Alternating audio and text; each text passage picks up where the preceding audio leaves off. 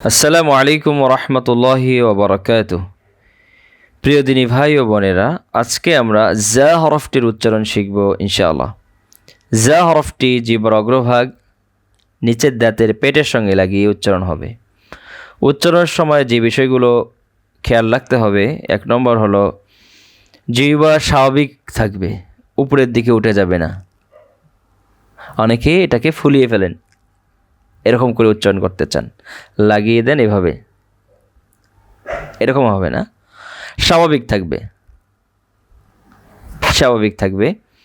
উচ্চারণের সময় খেয়াল রাখতে হবে আওয়াজটা যেন সাবলীলভাবে বের হয়ে আসে। আওয়াজ চলমান থাকবে আর সাবলীলভাবে বের হয়ে আসে, শক্ত যেন না হয়। অনেকেই জায়ের পরিবর্তে বলেন ঝা। এখানে তো এক মুখ খুলে গিয়েছে, ঝা হয়েছে, দ্বিতীয় ঝা হবে না, হবে জ্যা। এই যে মূল হরফটি উচ্চারণ আগে এই আওয়াজটি যে চলমান হলো, এটাকে আওয়াজ চালু বলা হয়। সাকিন অবস্থাও এটার আওয়াজটা সুন্দর বোঝা যাবে, চলমানটা। যেমন আমরা সাকিন করে পড়ছি আজ্জানি,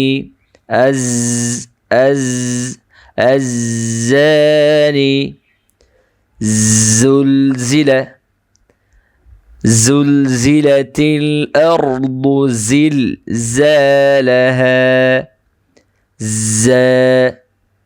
জাজা,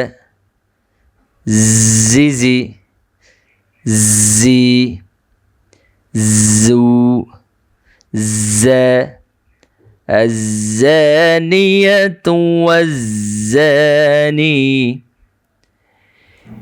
إذا زلزلت الأرض زلزالها। আমার একটি দীর্ঘদিনের অভিজ্ঞতা, সেটি হলো যে হামজার ভিতরে যে জাটি রয়েছে, এই জা উচ্চারণ অনেকেই নাসিকার কারণে হামজা উচ্চারণ করতে পারেন না। অনেকে বলেন হামজা, বলেন হামজা, হামজা, নানান হালত রয়েছে। তো আপনারা এটা খুবই ভালো করে শিখবেন ইনশাআল্লাহ। তাহলে হামজার ভিতরে সমস্যা হবে না,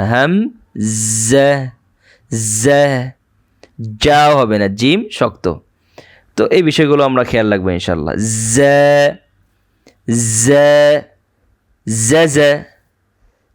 জাদুন, জাদা, ফাযাদাহুমুল্লাহু মারাদা,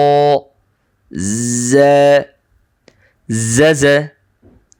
আশা করি আপনারা ভালো করে শিখবেন ইনশাআল্লাহ।